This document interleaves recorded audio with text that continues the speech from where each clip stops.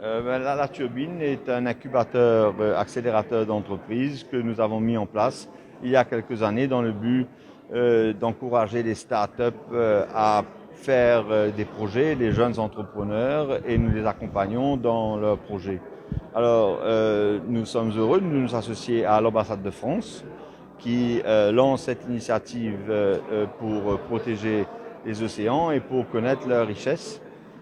Donc l'idée, c'est que sponsorisé par l'ambassade de France, avec le partenariat avec le MRIC et l'EDB, donc ENL et la turbine, nous allons collaborer ensemble pour essayer de faire émerger des idées à travers des initiatives entrepreneuriales pour que nous puissions mieux exploiter l'économie bleue d'une manière générale.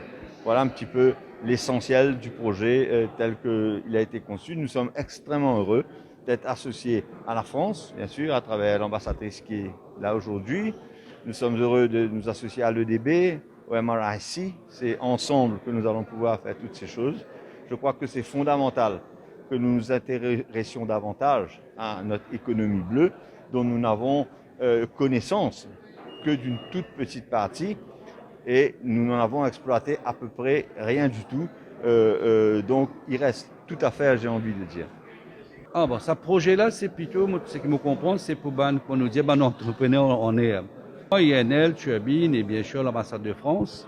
Je vous donne la formation, comme là pour soumettre projet, pour donner d'autres formations et aussi pour donner l'accompagnement qui m'a dit pour réussir dans ce projet-là, pour éventuellement devenir un business que vous êtes gagner la vie. C'est un projet innovant, bien sûr, qui est approuvé par le groupe.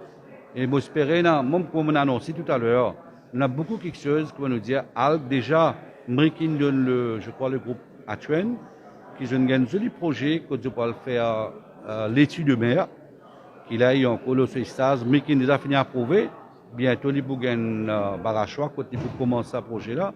Pourquoi pas PL, comme on dit, il y a une madame qui peut intéresser dans la culture des huîtres. Il y a aussi une madame, c'est culture des crabes dans une case qui nous donne. Alors, nous avons beaucoup de projets que nous avons, moi, mon ministère, pour donner l'accompagnement nécessaire et formation aussi pour les entreprendre ce projet-là.